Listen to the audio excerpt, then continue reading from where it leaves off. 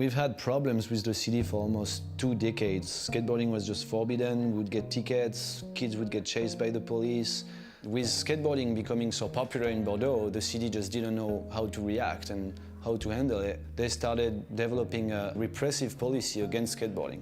It's interesting to see cities for decades spending money trying to prevent skateboarding with defensive architecture such as skate stoppers and knobs, and it doesn't make sense. Progressive cities, modern cities should stop using defensive, aggressive architecture in order to integrate everyone and just find solutions. A city like Bordeaux is very condensed, narrow streets, skateboarding is loud. So you get some people who complain about the noise and they're like, you guys have a skate park, why don't you go to the skate park? You go to the skate park, skateboarding is forbidden in the streets, that's it, you know, but it's never gonna work like that, you know. They think by building skate parks, they're gonna stop street skating, but it's not the case. When you build a skate park, you actually create more street skaters. If you're a 12-year-old and you go like, you have a skate park built next to your house, you're gonna start skateboarding, and 2 years later you open like any skate magazine or you watch like most skate videos, it happens in the streets. This is the essence of skateboarding. So all this whole idea of like pushing skaters in like specific terrains and forbidding skateboarding in the streets, it's not gonna work.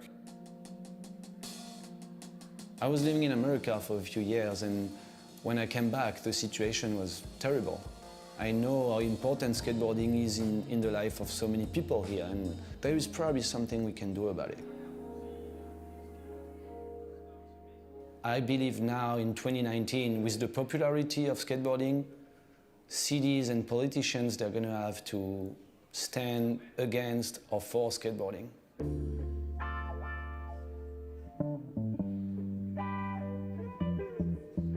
I think it was important to just like hear everybody, listen to everyone, sit down and have a big discussion about it. And I think it was healthy to do so, you know.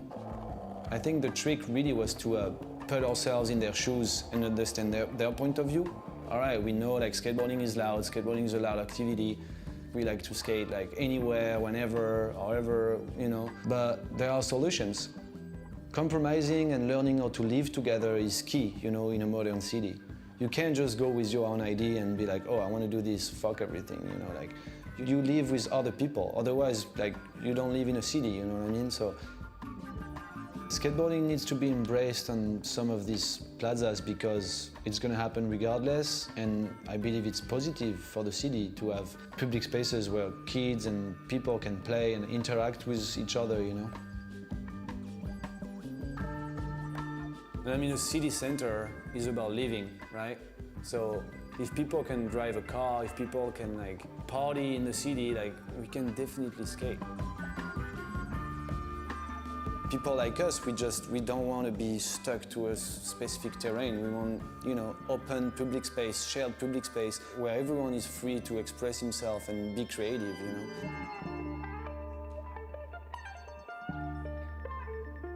In skateboarding, to me, the star is the city.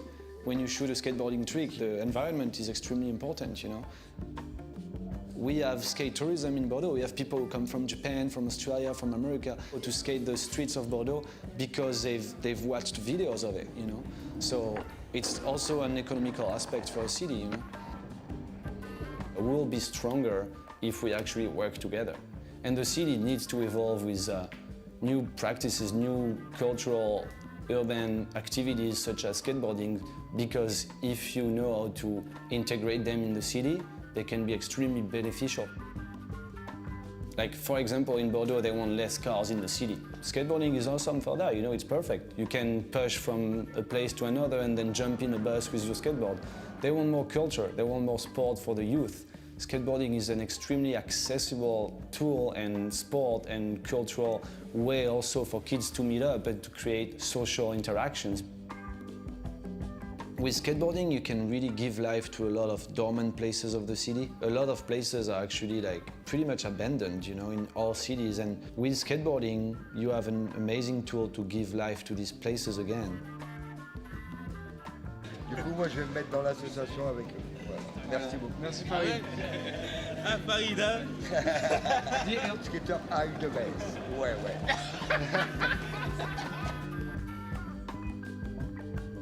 We created a little crew with like skate shops, pros, local associations, the local museum, a bunch of cultural actors of the city.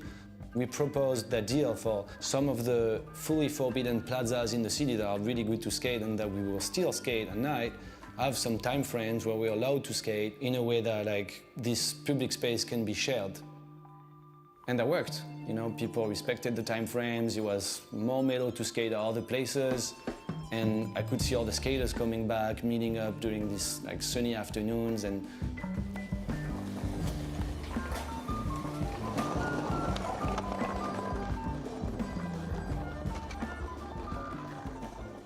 the average citizen is more okay with what's legal than what's illegal, you know? And if you change the policy of the city, the average citizen is going to change the way he looks at skating.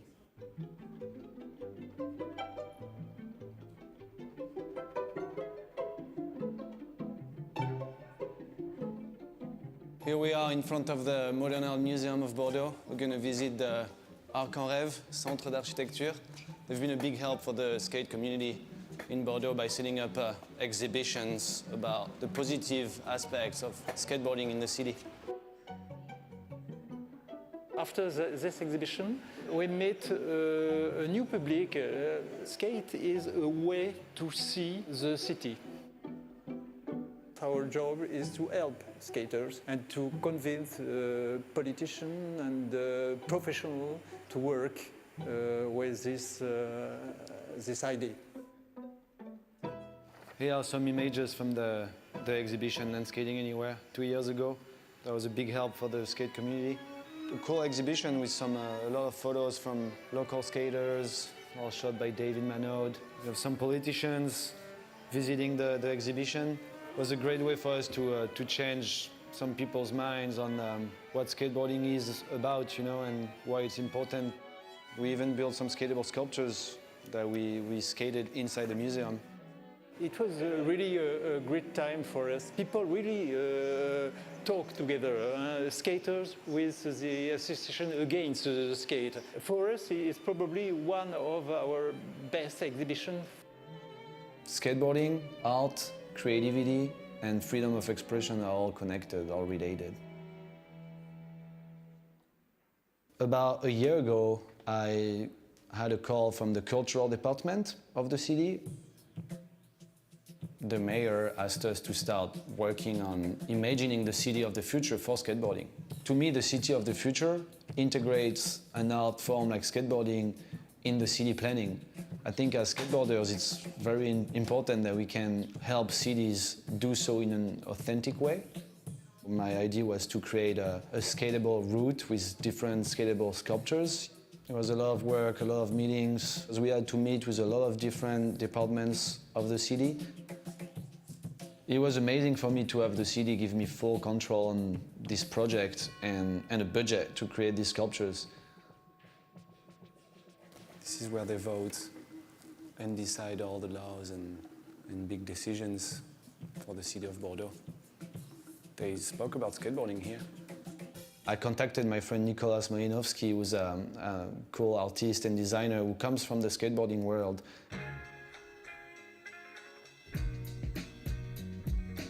I wanted to work with someone like Nicolas because for me, it's very important that skateboarding stays in the hands of skateboarders, you know? Anything really skateboard related needs to be run by skaters. Anything, whether you work with a city and you're trying to communicate about skating, whether you're like making a skate park, a skate spa, making a skate video, a skate photo, anything skate related, if we want to keep the culture authentic, needs to be run by skaters, you know? I discovered Leo when I was doing a skateboard magazine called Chill Magazine. I did an interview of Leo, and he was a really interesting kid. I try to skate every week, mostly thanks to Leo that texts me, put me some messages, go skate tonight, go skate this afternoon, it's sunny, go skate. When Leo had the opportunity to make an art project with the city, it was a really good idea just to work together, and it seemed just natural. And the color code is 5 rectangles put together. The color always stay together. So it's a perfect way to dress any kind of obstacle with colors. A strong visual identity that people can recognize immediately when they are in the street.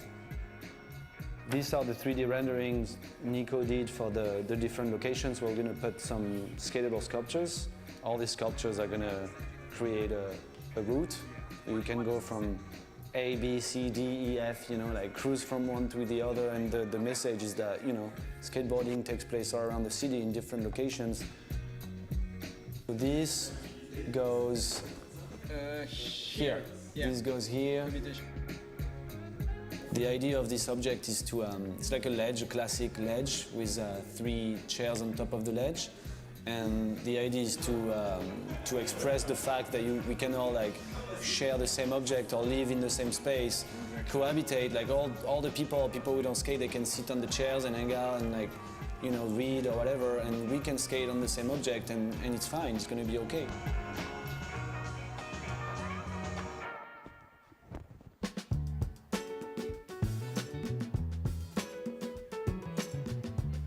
So Seb is an ex-pro skater, very influential skater in Bordeaux, a very influential person in my life.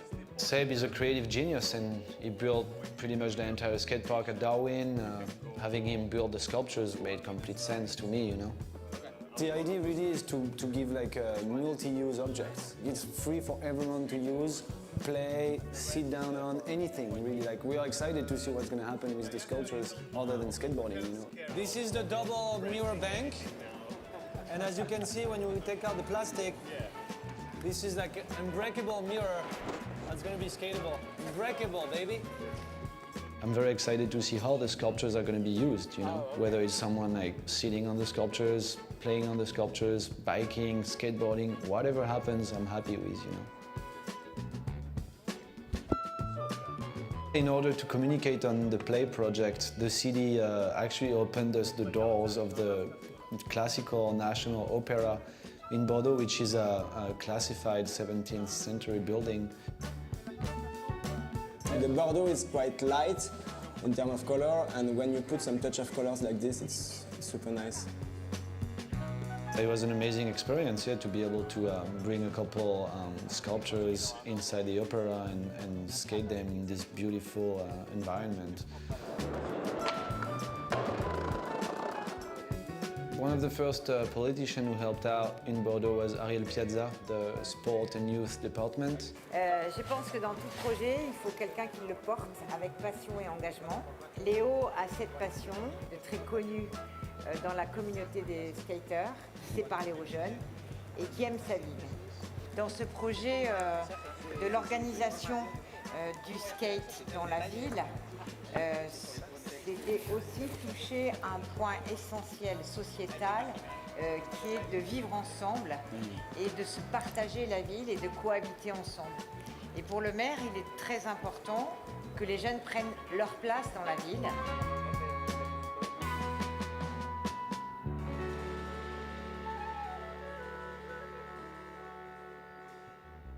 A city like Bordeaux, they used to spend money on skate stoppers. Now we're pushing so they can spend money on integrating and making skateboarding more legit in the city, I'm hoping this project is going to inspire other cities and other skaters to do the same. With skating becoming so mainstream and so popular, it's important that skaters say something about how they perceive skateboarding and how they can help the community, One very important aspect of skateboarding is community. That's the way you can communicate, that's the way you can be strong, just by joining forces and being together, And if you learn how to be friends with everyone in the community and to work together, that's how you can make things happen,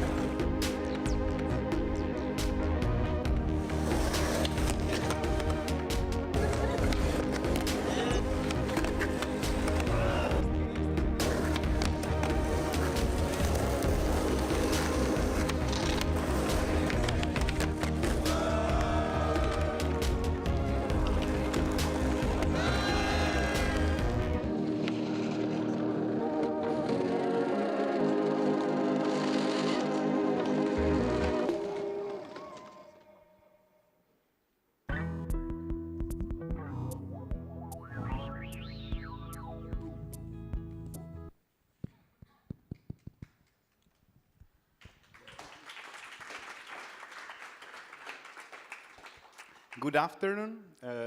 This is I think, one of the few talk that we are going to do in English. I'm quite excited about our guests and also, yes, about this moderation in English, which is really, a new thing for me.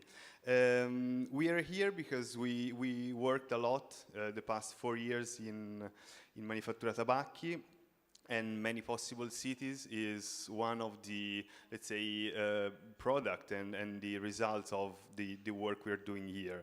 Manifattura Tabacchi is a regeneration process, and we took care of the temporary activation. So there was a time from the first day of the acquisition of the area that will last until this November, where Manifattura Tabacchi was in this waiting time.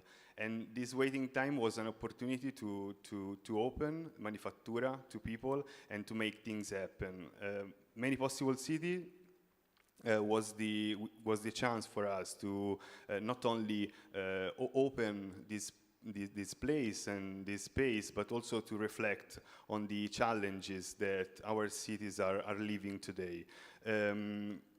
During these 4 years, we had the chance of inviting people from all over the world, and this talk, I think, is kind of one of the best chance we have to speak with people that are doing amazing things in their cities, and this first talk, How to Reboot a City, is something really important for us because it brings together 3 fantastic human beings that are really passionate about what they're doing, and from 3 different really important perspectives. From one side, we have the grassroots, bottom-up processes based on passion and vision, and how a grassroots community can really change and reshape a city. On the other side, and this is Leo Valls, which came from Bordeaux. A big applause for Leo. I needed it more than you, but yeah. Then we have Mauricio from New York, and so this is the second step. So a public-private organization that through its work and this amazing space, which is the I-Line, is transforming and bringing value to not only to the city but also to the community, trying to engage also. I mean, not only the mass tourism and the people around the neighborhood, but also the one that has been left off this space. An applause for Maurice as well. And then the third layer is about from the perspective of a city, the perspective of the municipality of Barcelona, and how looking at the city, we need to re-engage the communities and build this consensus that is needed in order for a city actually, or for a part of the city to really work and to mean something, not only for the people that are living there, but also for the ones that are working there and for the municipality as well. A big applause for David. So, I mean, within all those regeneration process, we are looking at the idea of placemaking and really how to inspire and engage people collectively to reimagine the public space. We are going now to left the stage to Leo, Mauricio, and David within this journey from the grassroots bottom-up to the municipality level, and then we're going to have a little exchange on the challenges and the inspiration that we have heard. So I left the stage to Leo, and thank you very much, everyone.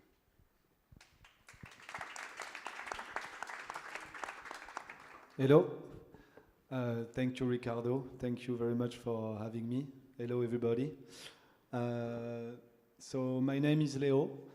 I am from Bordeaux, France, and very happy to be here tonight to talk about my story and the work that we have been developing in my hometown as a community.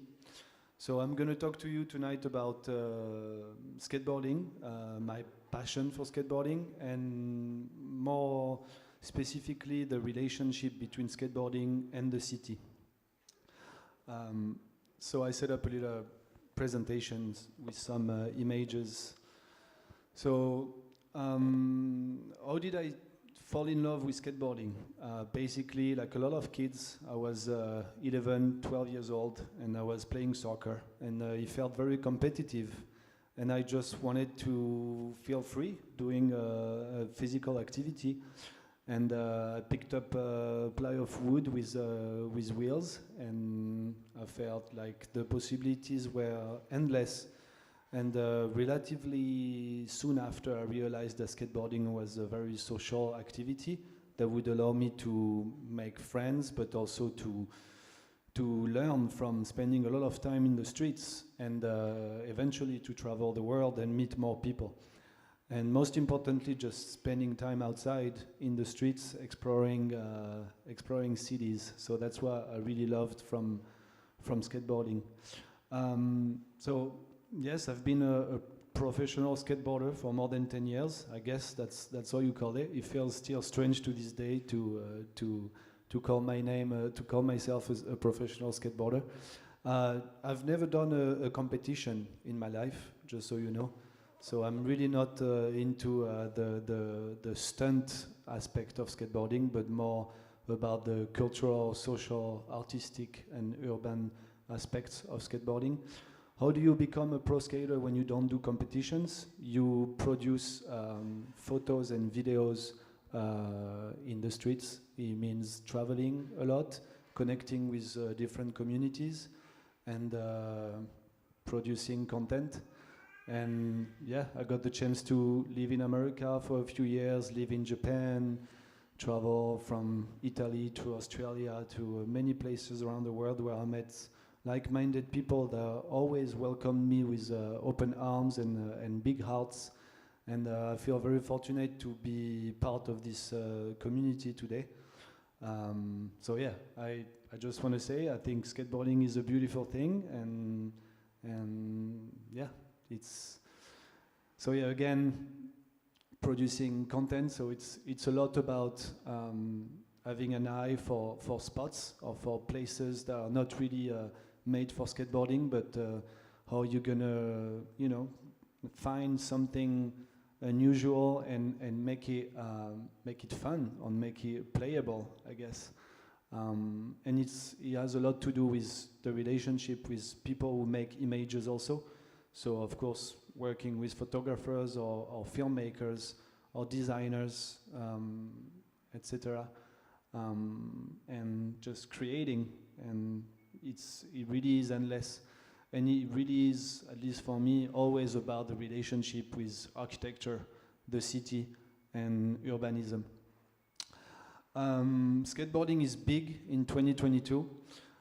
To give you some context and some numbers, even though it's very hard to give numbers because skateboarders don't like to be under federations and they don't like to actually be known as skateboarders that much, but we estimate the amount of skateboarders as 85 million in the world, with 28% in Europe, and the market that represents skateboarding is 10 billion. And it's been growing, and it's going to keep on growing. And skateboarding today is all around the planet. We find skateboarding even in India. We find skateboarding in all type of countries, and it has a lot of history. We find images from skateboarding from the 50s in New York City, for example. And yeah, it just takes so many different shapes. As I said, skateboarding is just a tool, and you can make so many things with it. You can go buy bread every morning with skateboarding if you want.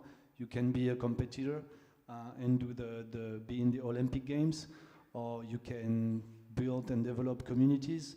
I show the example of Skatistan in Afghanistan, where they use skateboarding as a tool to give power to young girls and teach them skateboarding lessons. And I think that's a very powerful example of what skateboarding can do today. Yeah. The thing I always explain, especially to people who don't skateboard or the people who work for municipalities, is the difference between street and skate parks. Skate parks are actually replicas of what you find in the streets. And street skateboarding is the essence of skateboarding, and is what you're going to find no matter what, no matter how many perfect skate parks are going to be built. Street skateboarding is always going to happen. And actually, the more skate parks you're going to build, the more street skaters you're going to have, because people learn in skate parks, but then eventually they go in the streets and communicate, take photos, make videos, etc. So for all the city planners or the councils that are building a skate park will prevent kids to play with skateboards in the streets, it's not going to work like that. It's actually going to create the opposite effect.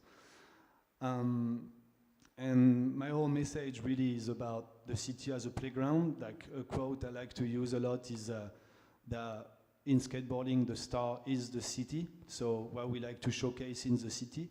And something that I find very interesting from all the trips, all the travels, all the people I've had the chance to meet through my skateboarding career is that you have a skateboarding style that develops in each part of the world, depending on the cultural and the architectural background that you're going to find in each city. So for example, this is a photo of what represents skateboarding in New York City, and it is very raw. It is a lot like, let's say, hip-hop based, and it has a lot to do with using, for example, cellar doors or just New York architecture. And there is a skateboarding style that developed because of the architectural background of New York City. Same with San Francisco, where people skate the hills a lot of San Francisco and are going to have more like a surfy skateboarding style, if I can say, which is also very interesting. Japan, I'm very interested in Japanese skateboarding. Japanese skateboarders skate more like ninjas or like manga characters. And even in the way they produce, they film or they shoot photos, there really is a skateboarding style that is Japanese and that is very strong. In Europe, of course, we love to use the architecture, the old classic architecture, and there is a European skateboarding style as well. In Brazil, as well, there is a style that's connected to the architecture and the type of urbanism that you're going to find in Brazil. So all of this to say that skateboarding is connected to urbanism, skateboarding is connected to architecture, and it has been for a long time, and it will be for a long time. So that little intro done, I'm happy to talk to you today about something that's make me very proud, is my city of Bordeaux, a place where I grew up, where my family is based, and I'm going to tell you the story about skateboarding in Bordeaux. So Bordeaux has luckily a very big skate community and a very big skate scene with skate schools. The #1 skate media in France is based in Bordeaux. And we have like just a big community with people who are creative and produce a lot of content and take photos and videos in the streets of Bordeaux. People have been filming in Bordeaux for 30 years and producing, like uploading footage from the city for a long time now. And most importantly, skating the streets of Bordeaux and showcasing the streets of Bordeaux. When we had to give a number to the amount of skateboarders in the metropolitan area of Bordeaux, the number is really high. The people who use a skateboard come to 35,000. I know it sounds really high, but just the local organization that has 8,000 people registered, and not all skaters are registered to this local organization. So it's a big skate community. And the problem we had for many years in Bordeaux is that skateboarding was prohibited. So skateboarding was illegal on many of the public spaces that skateboarders loved and cherished. because some residents would complain about the noise of skateboarding, and it is true, skateboarding is loud, it can create some nuisance. But kids would get fined for 135 euros every time they would get caught skateboarding on a place that's not legal to skate. And it lasted for a long time. We used to even get tickets by rollerblader cops, which was kind of funny, but not so much after you get 4 or 5 tickets by rollerblader cops, you know, and they can catch you pretty quick also. So yeah, we had, the whole city was full of no skateboarding signs and of insane skate stoppers. You know, these little spikes or pieces of furniture that you find that prevent skaters to grind and slides on edges, and often that you can find also to prevent homeless people to sleep on some places. But of course, this would not prevent us from skateboarding. We would always skate as much as ever, and we just find ways to skate over the skate stoppers, or to build our own DIY spots, or to skate at night to avoid the city cops. So it was kind of like, you know, we got used to skating illegally in the city and producing images like that. But honestly, after 10 years of this, you get pretty tired, and you get tired of seeing kids like 13, 14-year-old getting chased by the police, getting ticketed, you know. And one day I went at the city hall. I crossed the city hall of Bordeaux, and I saw 2 14-year-olds getting chased by the police because they were skateboarding on a Saturday afternoon in the sun, and one of the kids almost got run over by the tram because he was getting chased by the cops. And I remember this really clicked, and I was like, this is not possible. These kids are just playing. There is just miscommunication. We need to act and do something. And the problem is, as skateboarders, since we felt so underground, we didn't want to talk to the city council. We felt like no communication was needed. So we decided to contact the council, and we actually proposed solutions. And the first thing that came to mind was to try to share space. And we tried to set up time frames on some of the places that were problematic. And so we did many, many meetings with the residents that didn't want skateboarding in the streets, with the mayor, with the elected, and with some of the representatives from skateboarding. And we came up with the idea of these time frames that we tested for 3 months. And we communicated a lot towards the skateboarders, and we explained to them that it was a win-win to be able to skate these places again, even with time frames, if they respected that. And it worked out. So the skaters respected that, and the city was happy about it, and the residents were very surprised because they didn't think it was going to work out at all. And he stayed. So it also meant a lot of communication. So we did a lot of mediation. We printed some little flyers that we would give to all the skate shops, to the skaters in the streets, they would see, etc. And we even had, with the local organization, we hired a young mediator that would go on the spots to talk with everybody. So it really was a process. It took about 2 years to work on this stuff, you know. And what helped us a lot was to set up skateboarding in a cultural and artistic context. And for that, we had the help of the Modern Art Museum of Bordeaux, who set up a big exhibition about about skateboarding, and that was really helpful. The city started to communicate positively about skateboarding, and everything switched. Basically, we went from a repressive policy to an integrative policy within 2 years, which was kind of beautiful to witness. And from there, we proposed to go to the next step, which was integration. How can skateboarding can be integrated in the way we develop the city? And we, with the city, worked on a skate master plan. So a skate master plan, it took us 6 months. We met all the city planners and the elected in charge of all the different urban projects upcoming for the city of Bordeaux.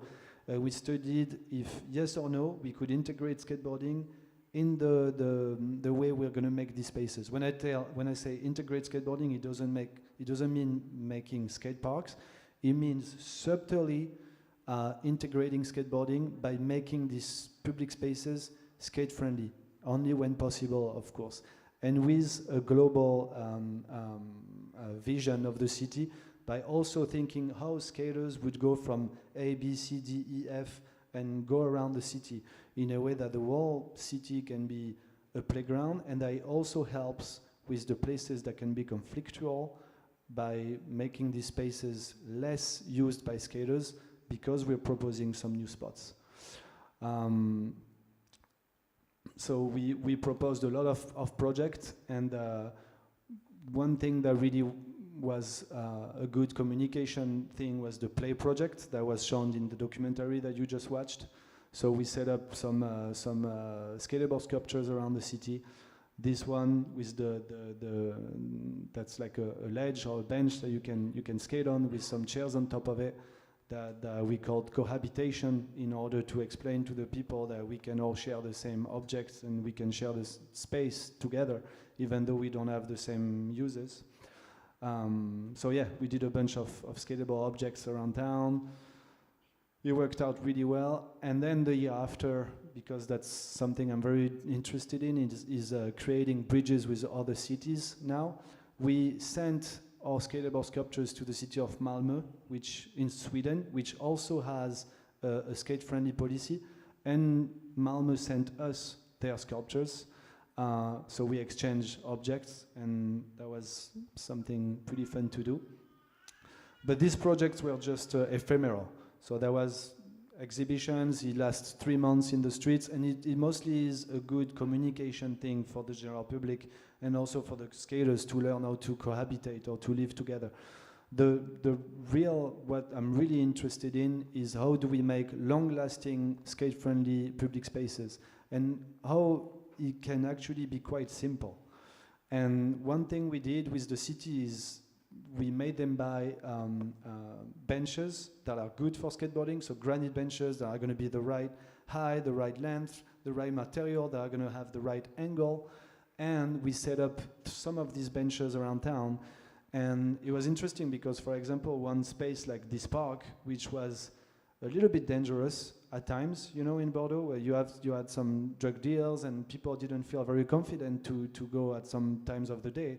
By adding 2 skatable benches, people would come and play and skate all day in this park, and it would actually make the park safer, because skaters would be here skating, you know, all day. It would create natural security, and that's something the city really noticed, you know. Other projects that we've done were remodeling some spaces, so dormant spaces, how to reactivate some dormant spaces. And for example, this space that was basically abandoned, that people used to skate in Bordeaux in the 70s. We have photos of people skating there in the 70s. And that got skate stopped by the city when they were into repressive policy against skateboarding, by putting stripes on the ground, for example. We got to remodel this space with skateboarding in mind, with actually quite little money, you know, just by redoing the planters, by redoing the ground, and this space became a place full of life again, with even now, like in 2022, we have people who come here to picnic, we have people who come here with their kids to play, and I strongly believe that skateboarding is a life, brings life to spaces, you know, and not only skaters, but other people are going to come and use these spaces because it is skate-friendly. So that's a little history of how we went from repressive to integrative. And I wanted also to say that, of course, we are not the only city to do this. And tonight we have the chance to have a powerful skate urbanist in the crowd called Rafa Murolo, that's here tonight, from São Paulo, Brazil. Maybe I'd like you guys to applaud him. And the story of Rafa is beautiful because Rafa worked on Vale Anhangabaú in São Paulo, which is a very iconic skate spot in São Paulo that the city of São Paulo decided to destroy a few years ago. And with the community, he fought, with the skate community, he fought to redesign this space. Rafa is an architect and also a skater, and they redesigned a space for everybody, but also thought for skateboarding that is incredible, completely amazing. And I think in the story of Rafa, what's interesting is that when they first got in touch with the city about the destruction of this iconic space that was very emotionally important for the local community, the city was like, okay, we're destroying this space, but don't worry, we'll build a skate park. And the skaters were like, we don't want a skate park. We want a public space for everybody where we can play, we can skate, and where we can share, you know, not just a space for us, but a space for everyone. And together with the community, they got to redesign this place, and I think it's a very powerful project that's very inspiring. Same with South Bank in London. This space, South Bank, that was documented and skated for so many years, almost got destroyed for a mall project. And the skaters got together as a community to explain the importance of this space, and they got to save South Bank and even remodel it and make it better. And the city of Malmö, also in Sweden, which, same as in Bordeaux, has a skate-friendly policy and integrates skateboarding in the urban development of the city when possible. So there are many examples about how skateboarding can give life to places again, or can be a social, cultural value to spaces. And yeah, I'm excited to see what the future will bring for this. And that's it. Thank you very much.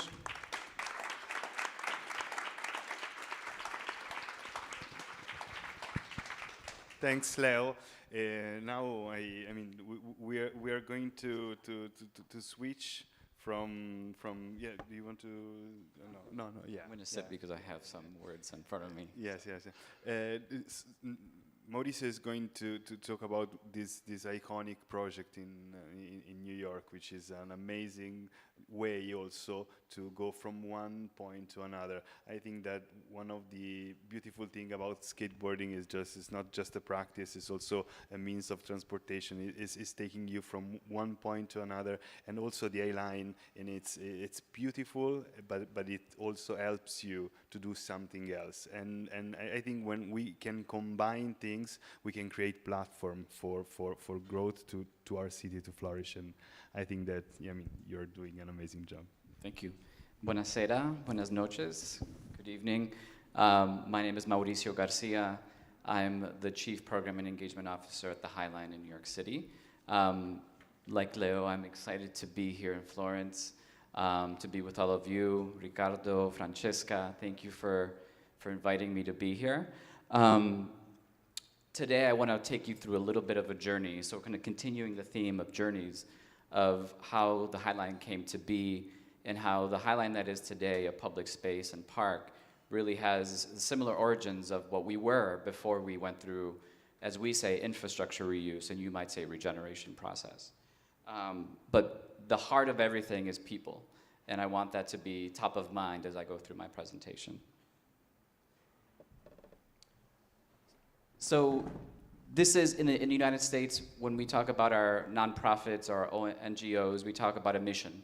And so this is really the mission of the High Line. We are both a park and a public space, and we're thinking about the way we reimagine the use of public spaces to be able to benefit the many communities that we serve, not just a few select interests. And for those of you unfamiliar with the High Line has been around the organization has been around since 1999. And the park opened up, the first section of the park opened up in 2009, and the last section was opened up just a couple of years ago. And we're still growing, and I'll get to that in a little bit. So I put this slide here because I really like it. I think it's very pretty. It's actually very pink on my screen, but not as pink on here.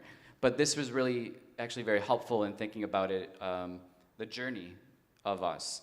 So I'll walk you through all of this journey throughout the presentation, but this really shows the evolution of the park, the physical space, but also the evolution of the neighborhood that we represent and the neighborhoods and the communities that we represent and serve every day. So we'll start with saving the High Line. So the High Line that you might know today, that it is the public space today, may not have been possible. There were forces out there that really wanted to demolish it. And that specifically was Mayor Rudolph Giuliani. He wanted to tear down the High Line when he was mayor. That's the only thing I will say about Mayor Giuliani today. But really, for over 6 decades, the area that now holds the High Line served as a vital passageway to transport meat, produce, and other goods to the entire city. The Hudson River, which is the west side of Manhattan, was a major port, and so ships would land and they would connect to these passageways to transport that. And initially, you see here, it was on the street level, but that quickly became problematic because it was dangerous, a lot of accidents, a lot of fatalities. And so the city decided, let's make an elevated railway. And so for years, a lot of those goods would be transported, and many of the buildings, like this one, that it would go under or connect to were actually strategic because some of the goods and services would be offloaded there, get on a truck, and then go elsewhere.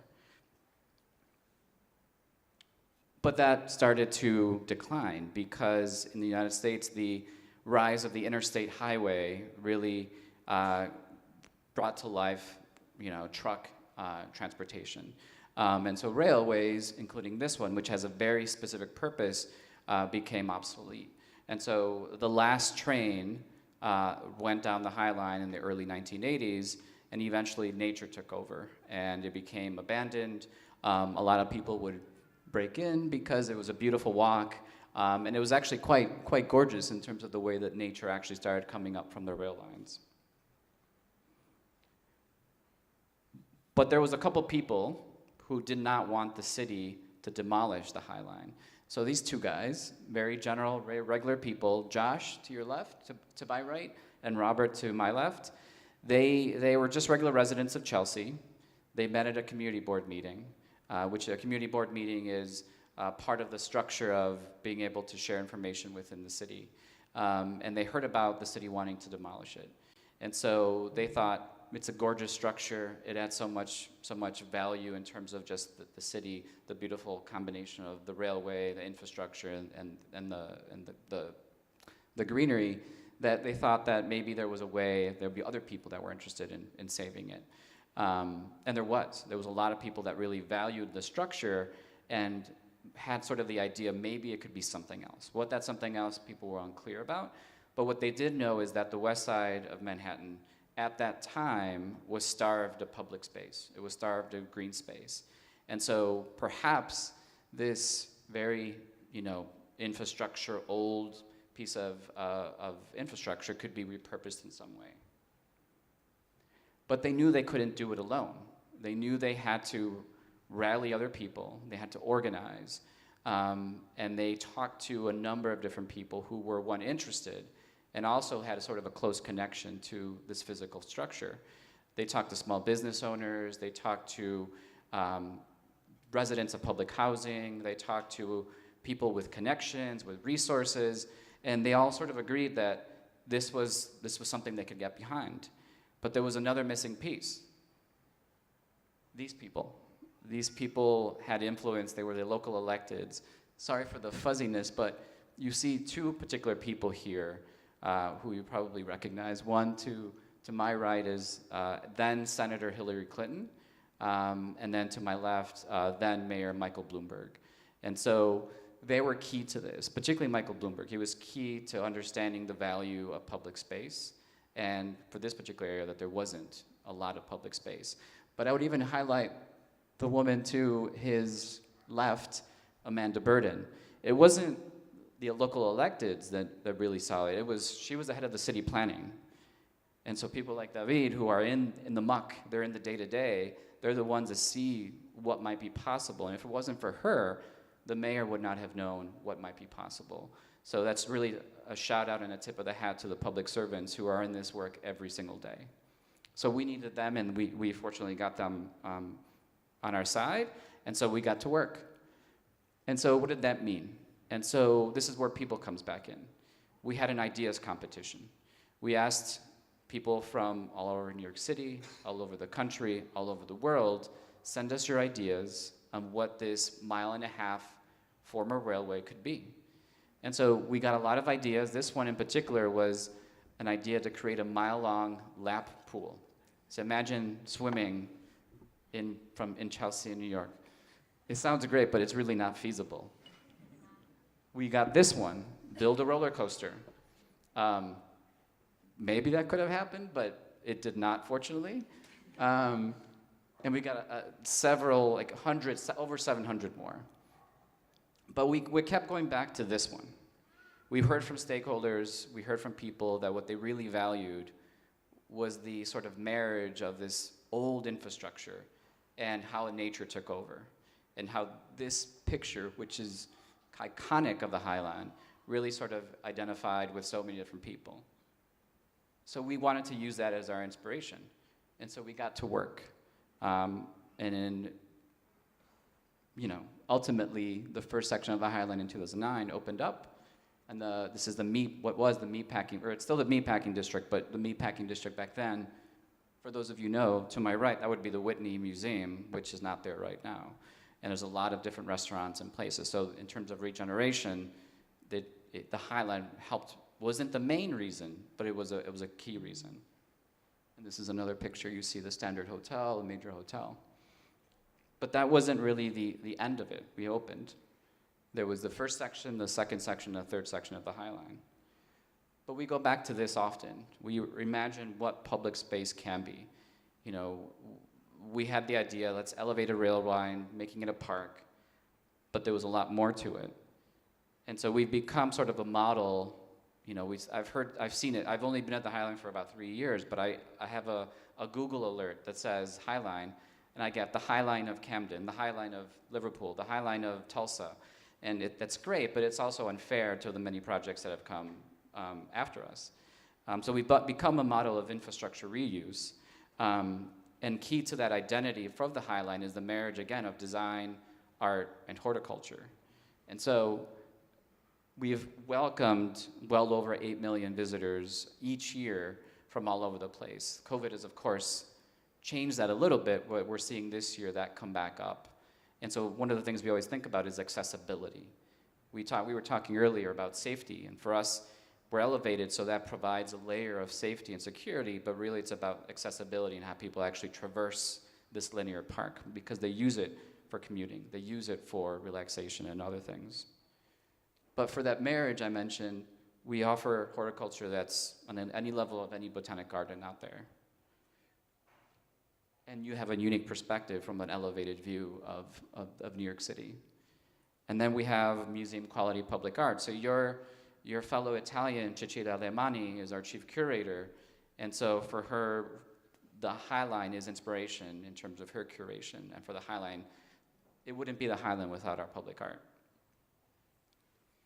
And we offer programs that serve many people, our neighbors, local schools, and they're all free. And so in the United States, we talk about equity quite a bit. And so the Highline, that's been my North Star. My goal is to how do we embed equity into the way we operate the park? And so one way is to do everything for free, so we find the resources to be able to offer that.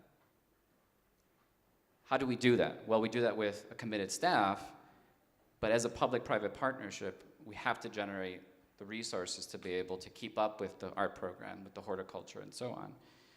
And so one thing that we didn't know when we started was how much value would be generated and brought back to the city, to the local business owners, and so on.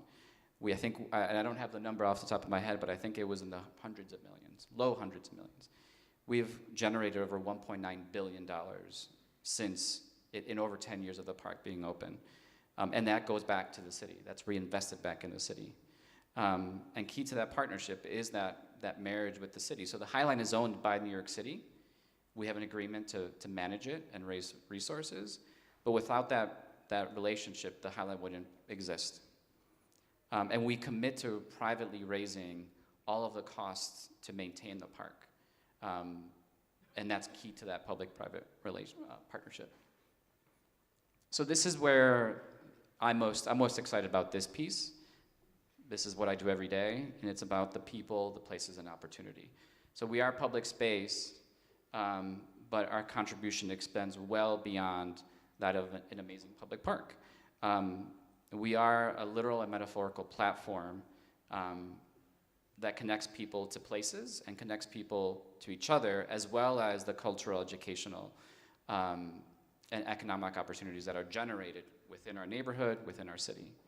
And we're, as an organization that has the role and the spotlight that we have, we're committed to leveraging our economic power, intellectual resources to be able to benefit the communities around us, and particularly those who haven't really benefited from the boom that we've seen in Chelsea and the west side of Manhattan. So this is where I get a little policy wonky, so I apologize. But here you see basically a cutout of the High Line. We cover 1.5 miles, and those are the neighborhoods that we consider kind of our neighborhoods. What really, if you look at some of the census information, you'll see that this area is predominantly white, predominantly affluent, and very educated. But really, that doesn't tell the whole story. Within that block, we have two very large social and public housing, where roughly almost 5,000 people live. We also have a lot of older adults who live in affordable housing, which roughly amounts to 5,000 people in affordable housing. And although that doesn't make up a huge percentage of the people who live here, but it does make up a population that hasn't benefited from that $1.9 billion that I mentioned before. And so for us, that is where we're constantly asking ourselves, how do we bridge those worlds? What role do we play in being able to have those tale of those two cities make it one city? And so this is where our role is to leverage the High Line, the park, and the organization as a platform to leverage social connections, raise awareness on key social issues, and this is the big one, to support, elevate diverse communities, particularly those under-resourced and historically underrepresented. Again, this is the people aspect of it. So it's imperative that the High Line commits itself to listen to, learn from, and be responsive to the communities we serve, and to always seek new and better ways to serve them. So in just the last couple of years, we've created a neighbors council, not connected to the city. It's completely ours. It's made of folks as old as 83, as young as 15, every shade, every economic demographic is made up.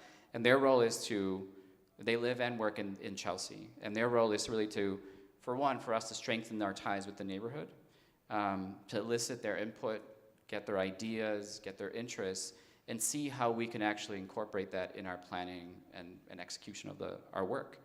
And we also collaborate with them around community-based initiatives. We've set aside some dollars in our budget to be able to actually bring to life programs that they want. So for instance, last year, we went through a visioning process where we gave dollars to a local school who lost money because of COVID cuts from the city government. And we're committed to hiring staff and procuring services locally, particularly by women-owned businesses, by businesses of people of color, and those who live in public and affordable housing. Again, we're thinking about where does that money go, and does it stay in the neighborhood, and how can we elevate those individuals who have not benefited from some of the impacts.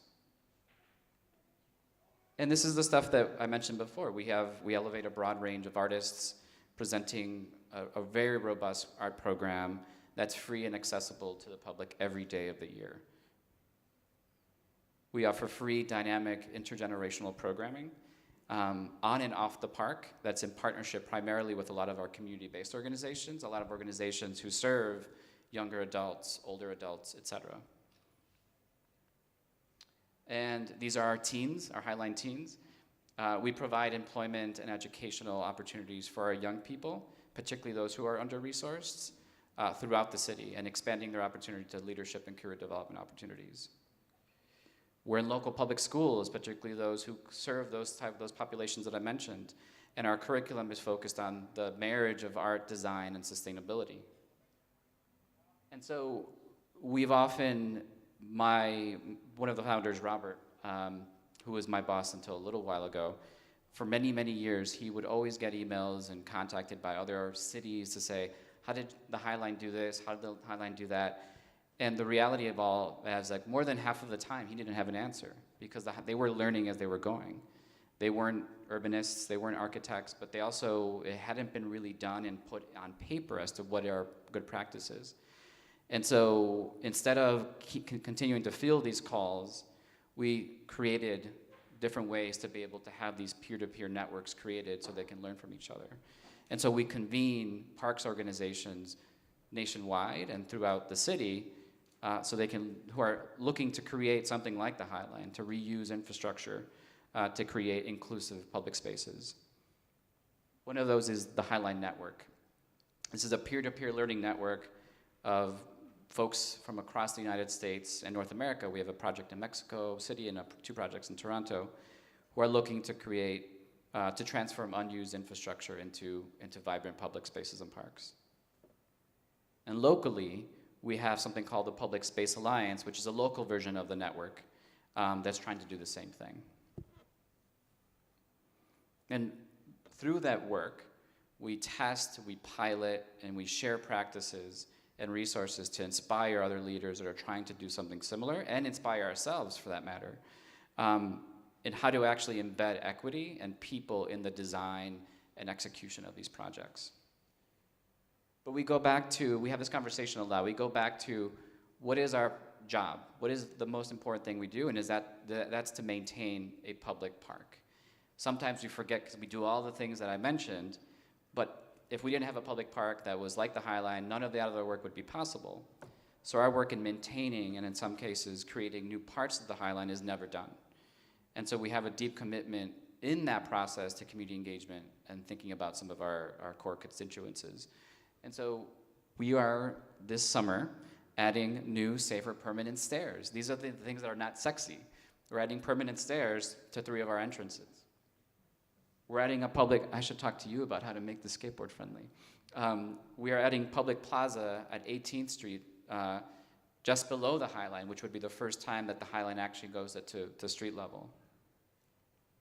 And this is currently in construction. We are in the process of constructing a connection from the High Line to a major transportation hub, Penn Station, so that people can seamlessly and easily traverse that part of Manhattan. And so the High Line is a park, but we're a lot more. But the key thing to a lot of what we do is really, how are we thinking about our populations, our communities? And yes, we have a lot of wealthy folks who are backing us and supporting us, but for me, our core thing is, are we meeting the needs of the people in our neighborhood who are most in need? And that's sort of what we're trying to do as being that connector going forward. Thank you.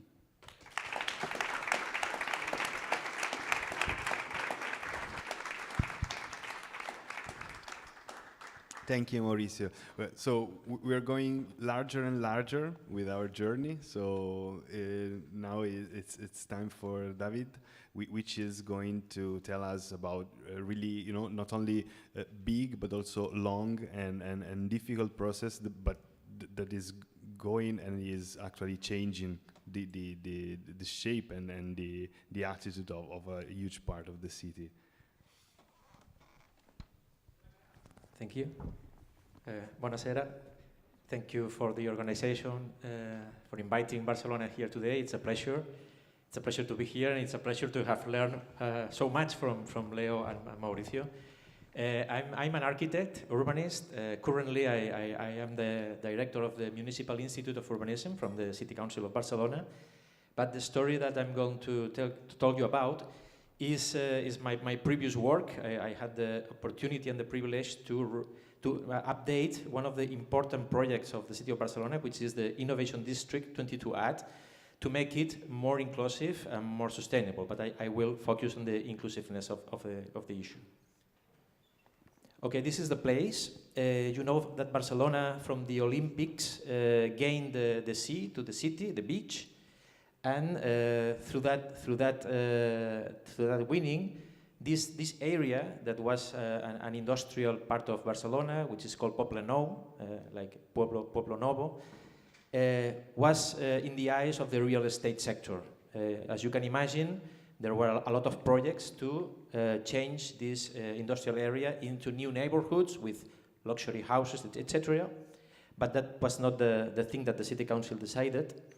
In fact, the innovation district that began in the year 2000, which we call 22@, is part of the urban strategy of the city to gain or to reach or to give opportunities to the low-income part of the metropolitan area of Barcelona, which is the east part, along the Besòs River. Through the Besòs River, we have 1 million people living that represent the lower and middle low income rate in general terms. So it's been always difficult to put economic opportunities in this part of the city, and very easy to put it in the west, where we have the airport, we have the harbor, and that's why the city has been attending this part of the metropolitan area, trying to launch some development projects, one of which was 22@.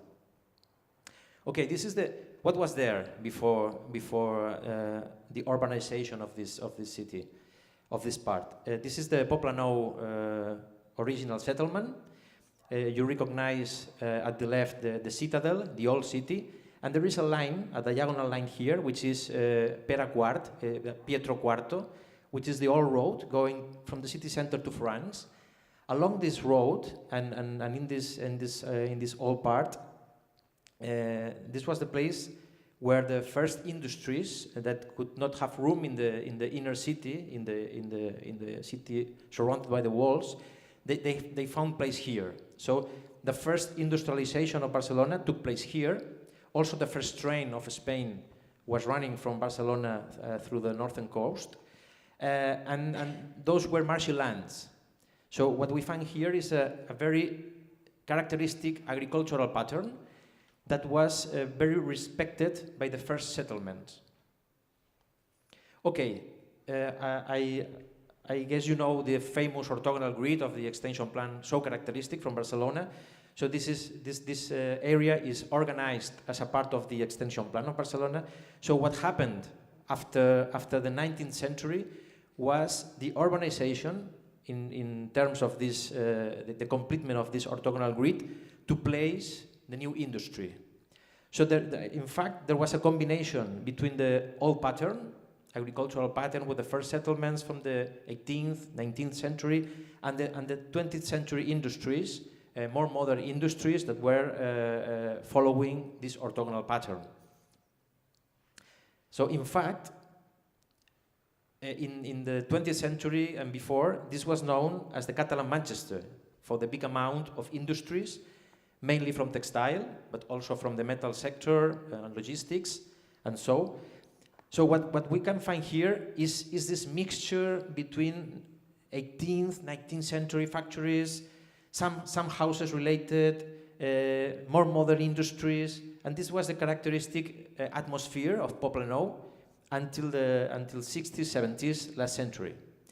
But this area went into a decline by means of delocalization. They found cheaper land outside Barcelona. So some factories were closing, also because of changes in technology. And through 60s, 70s, and 80s, the area became into a certain decline. Okay, after the Olympics, and with the pressure of the real estate sector that wanted to do housing here, the city council decided that, of course, this area was obsolete. It had to be regenerated, but there was a bet at that moment, but some urban planners of the city, some economists of the city, to keep and to maintain the economic sense of the area, and changing from manufacturing to something that was knocking at the door at that moment, the knowledge economy.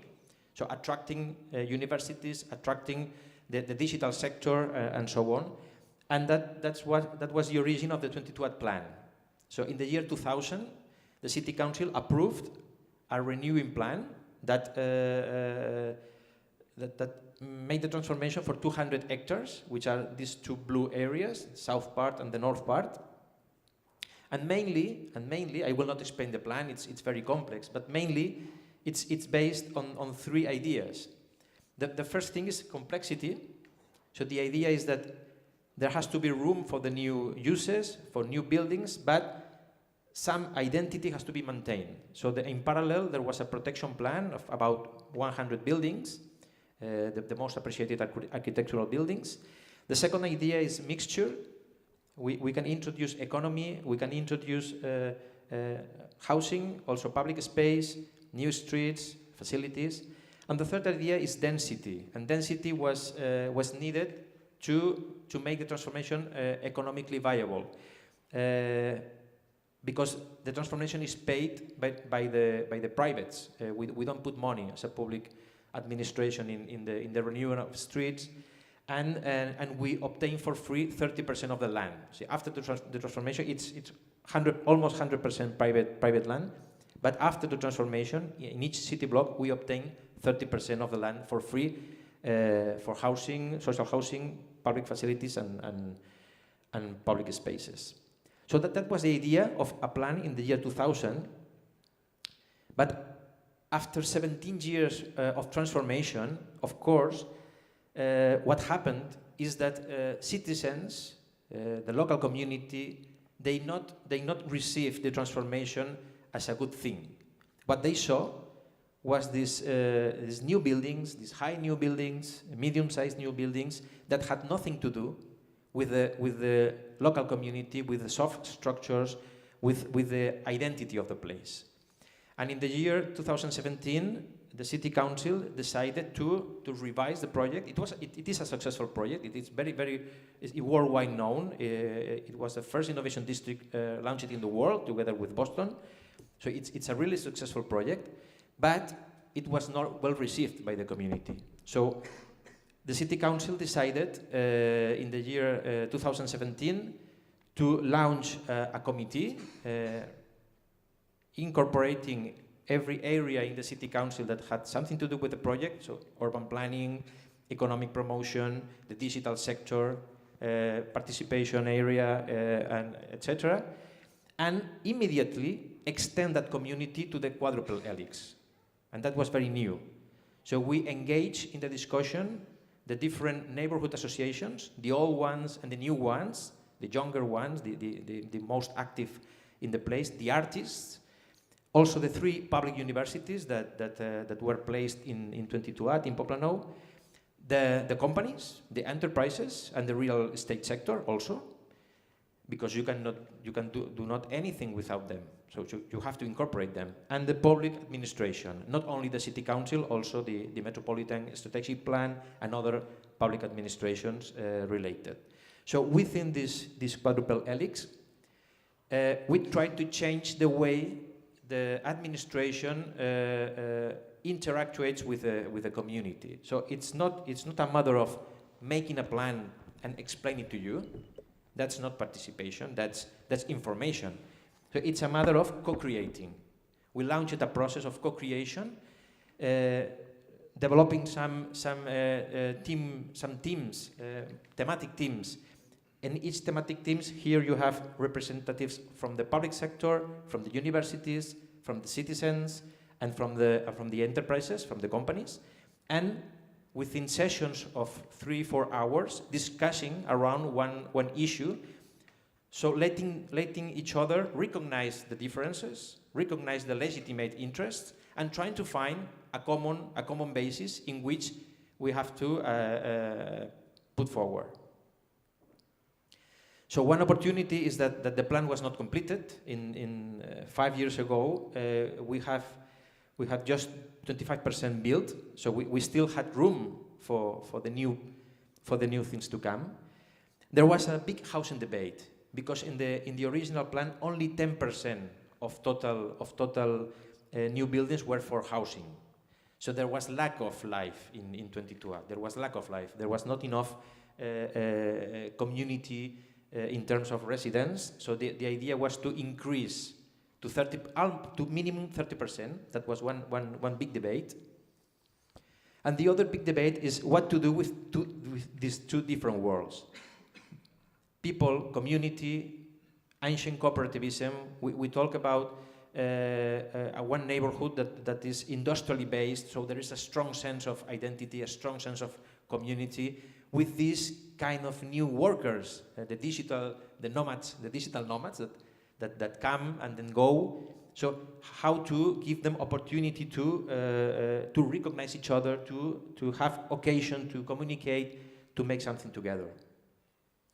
Okay, after 1.5 years working with the quadruple helix, they get a consensus, they get an agreement, and we ask our mayor to sign this agreement as the maximum representation of the city council, and the different universities, the different representations of representatives of the neighborhood associations, the Barcelona Neighborhood Association, the younger ones, and the real estate sector and the companies. They signed the agreement, and this agreement is about 19 points. Don't ask me why they are not 20, they are 19. Maybe there was one that did not go on. I will not go deeper in the 19, but mainly it was about changing the neighboring housing and urban model, so changing the plan. So the idea is you have to change the plan, the urban plan. It is a successful plan, but you have to change it. So give more room for social housing, because the successful character of 22 has made gentrification appear. So there has been increasing of prices, not only in terms of residents, also in terms of economic activity. So some activities, makers, etc., did not have opportunity to pay the rental prices of the area. So change the rules of the plan to make these activities remain. Give room for social and solidarity in innovation and economy, and take a deeper view on heritage. Heritage is not only those 100 buildings that we preserved previously. Heritage is about the atmosphere of one street, the low houses, some parts of the area that have not architectural value individually, but altogether they have identity value. So that has to be revised, because the intention is to transform it, to erase it. And of course, introducing some ecological and sustainability issues that were not in the year 2000, and at this time they are more evident. And to consolidate a governance body within the quadruple helix, and implement a technical office that can take care of this. So in general terms, those were the points that they agreed. I think that you have in the entrance you have the book that we published of the agreement. It's also downloadable in PDF. So mainly it was about recognizing this old road, Peraquar, Pietro Quarto, as a civic axis, recognizing these red spots here that were intended to be erased, making a tabula rasa, that they have some value as a collective area, and trying to give room and trying to regulate the way that soft structures can remain in the place, because they give character and they are crucial for the entrance of Poblano. And finally, just one of the 19th points was this of Peraquar, Pietro Quarto, to consolidate it as a heritage, cultural and creativity axis, because it through Peraquart we have the greatest amount of industrial buildings from the 18th and 19th century. Most of them are actually in public hands. And just a couple of examples. We have this Can Ricard, is an old factory where we have Hangar. Hangar is a creation factory. The building is owned from the city council, and we have given it to local artists to make experimentation. And another one is La Escocesa, which is also property from the city council. It was given for free in a reparceling process. Here we have resident artists that try to create and to make research in analogic artist issues. And one of the things that they do, because they are here from the 90s, so before the launching of 22 at Innovation District, they were here, and one of their activities is to create community around these old factories, and to open their activities to the local residents and to the schools and all these people. So those are two simple ideas that I wanted to show to you, and for the moment that's all. Thank you very much.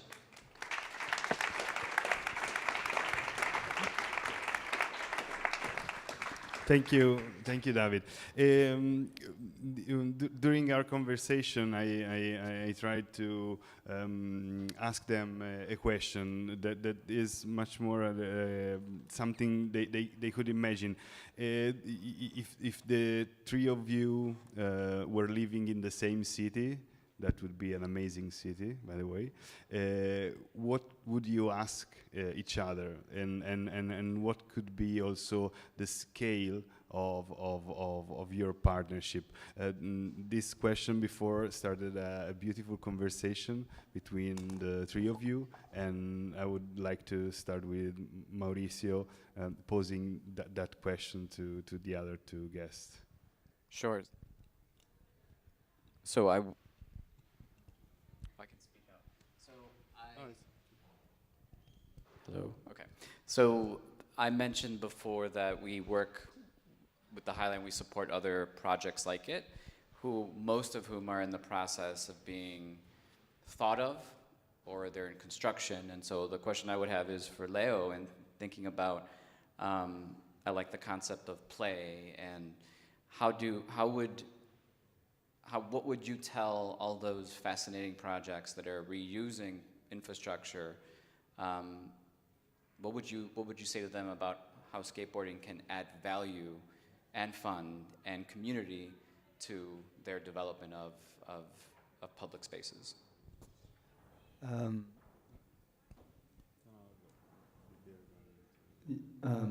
Yes, so I believe when I talk about skateboarding, I believe it's you have to see a bigger picture, and as you said, the act of playing freely in a city is very important, and I think that's something that can be created in the design of public space, and that can be also very subtle, and that can also be brought in a way that people can be free to play the way they want, more than telling them what they're supposed to be doing.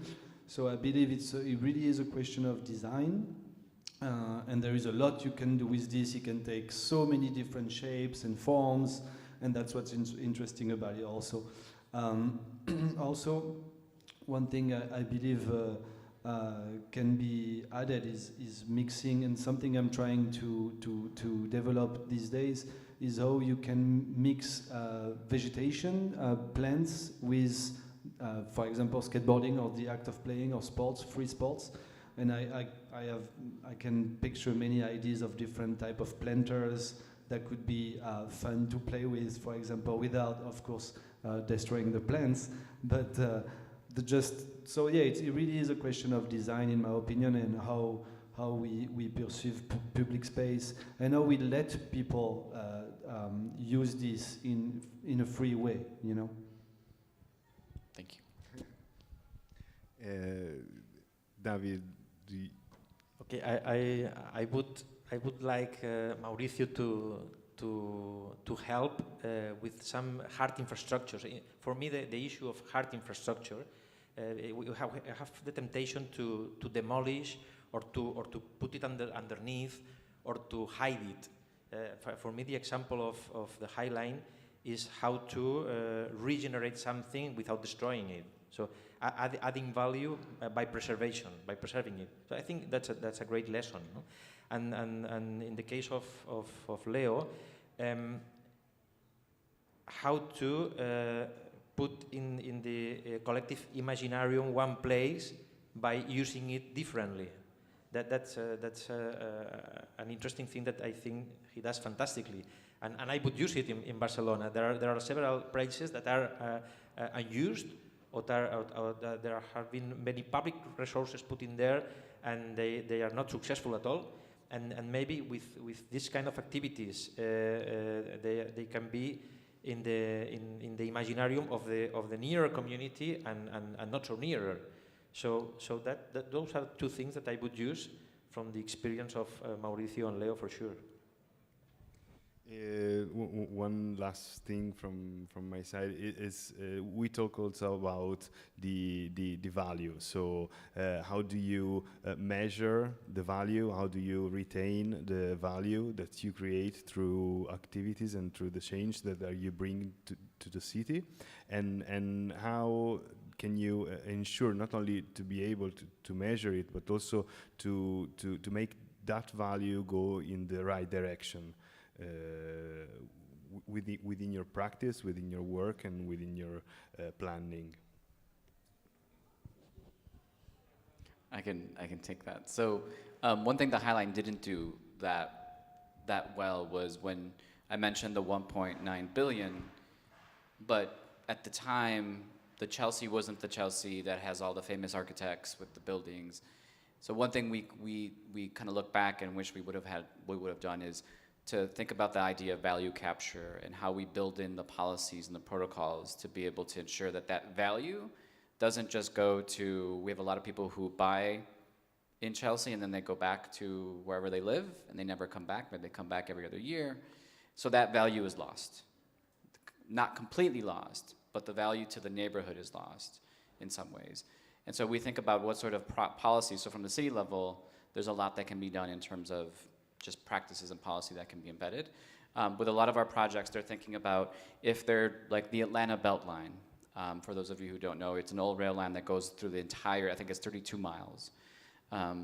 They're thinking about knowing from the Highline example and the other examples, what sort of other things can be done. And so they're thinking about almost like what you're talking about here with this location is, what about social housing? What about small business development, particularly for families and or for people who, you know, again, I go back to equity, who are women-owned entrepreneurs, artists, people of color. How are you building that into that planning process so that that value actually goes to the folks who most in need, and so that the people who live there aren't displaced? And so that's something that is a big topic of conversation among a lot of the public spaces that we work with. Because if we could have redo it again, we would rethink it in terms of the Highline in New York City. Well, in the case of urban planning, we are subjected to the laws. Fortunately, in Spain, and particularly the Catalan laws, I would say, are very lefty, and the value that you produced, like magically changing the plan, it can be conduced to generate equality in the area, in a territory, generally speaking, and we can obtain land for free. That's very interesting, because in an area where 100% of land is private hands, you have no opportunity to build facilities or to generate public space by means of urban reparceling of urban development. You have possibility to obtain land, and land is the most valuable element in a dense city like Barcelona. And then another thing is by adding urban value to the plots, you can obtain the money to urbanize public space and the streets. So that money doesn't come from the municipal budget. It comes from this process of transformation. So that's one kind of value that we generate by our work. And the second one is the economic activity that appears in the place. In the case of Poblenou, I've said that was an area in decline, that there was economic value there. It went. So by adding new economic opportunities, obviously there are new jobs created. We have indicators about that. The challenge is to make a right balance between the different kind of economies. So to get an ecosystem where we can have Google, for example, but we can have the maker, or we can have the bakery, or we can have the pharmacy. So the idea is to have a right balance. We cannot avoid Google coming to Barcelona in this street, because it's in this district. We can give you some of those. We have a lot of them. but we have to be aware to by that fact not gentrify the soft economy. So that's what I didn't say, but the plan was approved last week. So after 5 years working, the new plan has been approved finally. So those will be the rules. It's brand new. Okay. Yeah, I mean, from my part, it seems more difficult to really estimate what skateboarding brings, especially from an economical value. But what I can tell is that making a space skate-friendly brings tourism, it brings life, and it definitely also brings people consuming to like nearby shops and stuff. So I know in some of the places that we reactivated with skateboarding, some of the shop owners nearby are happy about the fact that skaters come here and consume actually. But I was more like questioning about the question of security. In France, as we were talking about earlier, we had the presidential elections this year, and the question of security was on top of the debate constantly. People are talking about security. And I believe that there are ways to bring security to spaces with like natural security, just by bringing life.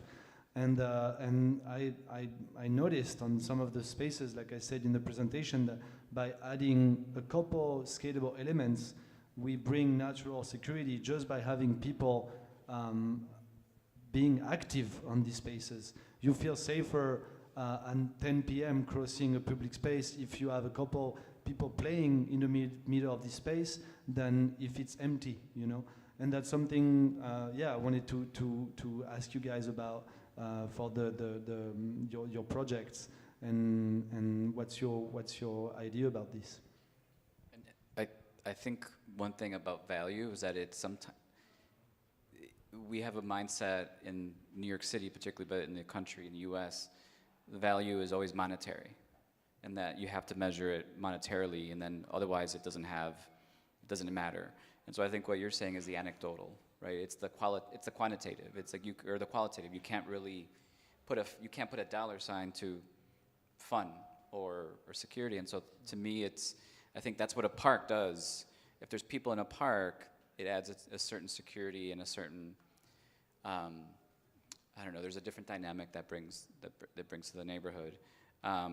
You know, we talk about social cohesion, and we talk about connections, and all those things are because of the bonds that you create with people who are like you or not like you, right? It breaks down some of those barriers. So to me, it reminds me that it's not always about the dollars, about the euros, about the number. It's about, you know, checking in with people and seeing how they feel. So, and I think your point is, I mean, that's something we talk about in the parks world all the time, because, you know, the New York City government, they commit less than 1% of their city budget to parks. So think about that for a minute. New York City, not even 1% of the budget goes to parks. And then during COVID, where did people go? They went to parks. So there's something wrong in that space. So.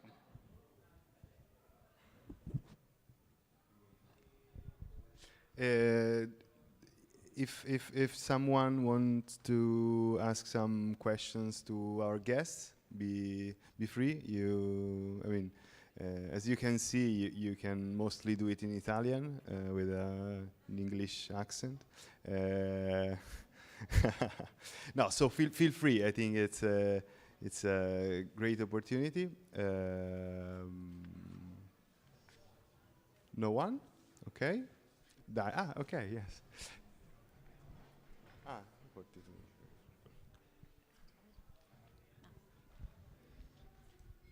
It's already... It's on? Okay. So nice to hear your presentations, very interesting. congratulations to the organization, because I think it's very interesting to find a transversal approach from the practice to the planning to the experimentation, let's say, from the highline. So I'm wondering, as a practitioner and as professor of urban planning as well, how can we really make cities sticking together from experiences to experimentation to city planning? Because I think the answer is there, by finding a balance among those three factors. I'll take also the other question so that you can choose. Yeah. Well, my question was more anecdotal. Was just who was your most unlikely ally in what you did? Okay, so who was the not the person, meaning the organization, the kind of person that you weren't expecting to help building your agenda, and that instead was there and was one resource in your journey? Thank you. Then after maybe I can ask the question. Oh, okay. Yeah, just a very quick question about the highline. You told that in US mostly it's given monetary value. How are you implementing a way to give a value to the unaccountable things? You told that there is safety, security, and so on. There are ways actually to give a value to what has not a value. Are you implementing such a strategy in a way to encourage the city council or what else to put money where there is no way to take account of it? Okay, I will ask the first question. Okay, in my opinion, urban planning always comes from a conceptual framework, always takes a long time to be decided, to be approved, and then the expectation to be developed is always 20, 30 years. What happens when the plan has approved? Some of the contextual framework has changed, and so in my opinion, we should tend to do flexible urban planning that are very clear in what is structural, and are very, very flexible and very possibilistic in what is not structural. That's the first question. If not, it took us 5 years until last week that this new update of 22 was approved. What happened in these 5 years? That the real estate has burned 800,000 square meters of what happened, of what was still to be done. So we are very slow doing things. In other terms, I think that also pilot projects are interesting. Before you extend a solution to the whole city, that you think it's a good idea for the next times, you should test it in a specific place or in 2 or 3 places and see what happens. Because sometimes the idea that one has for a specific change in urbanization or in urban planning has to be tested. So the idea of continuously retesting, it's more easily when it comes to materialization. It's more difficult when it comes to regulation. Because urban planning is so difficult to be approved that it's preferable to make it very flexible and it can last 40, 50 years. It's preferable, in my opinion. Can I take question number 2? So you asked who were our most unlikely allies. And I would say our most unlikely allies were some of the residents, because to go back to the story of Bordeaux, skateboarding was forbidden because of a few residents it was too loud and they were complaining.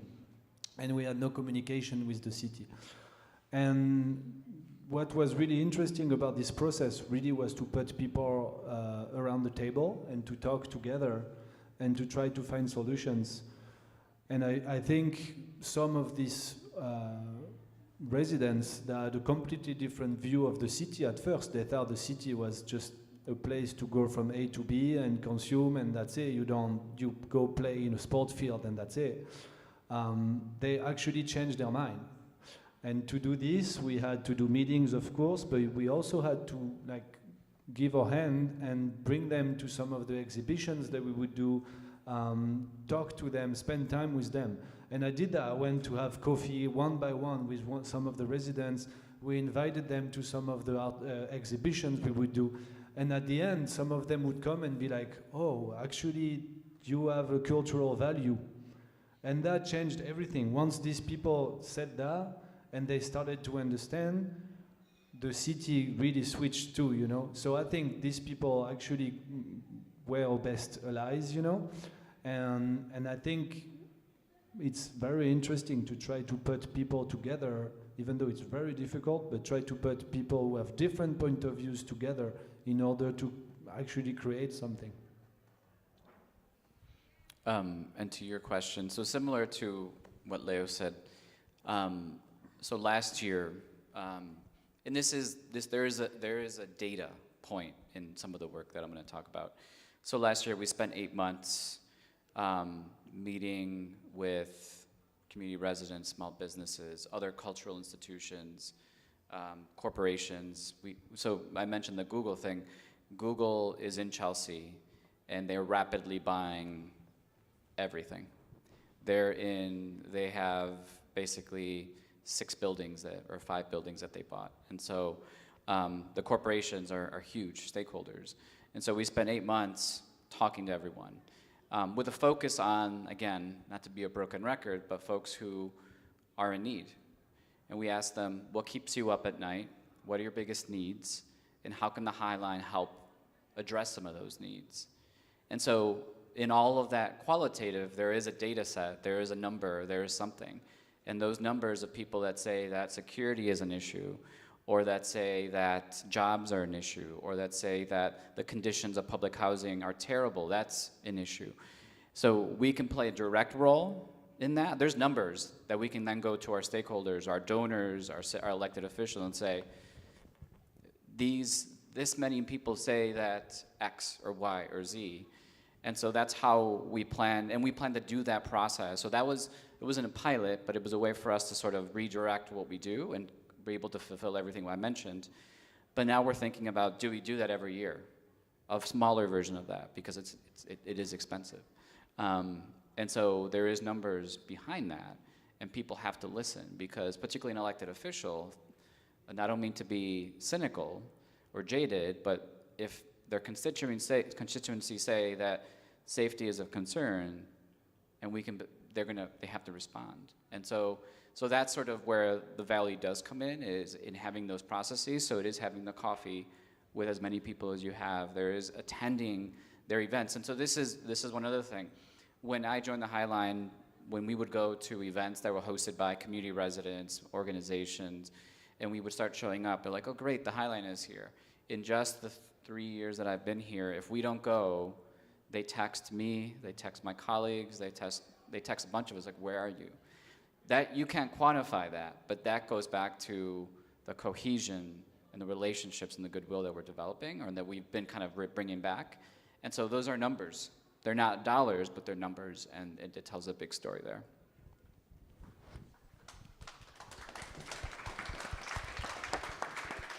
So, thank you very much. Grazie Leo, David, Mauricio. It has been a pleasure to really listen to your stories and have this perspective on how we should and how we could change and reboot a city through your practice. So thank you very much everyone for listening, and have a good evening. See you tomorrow in many possible cities.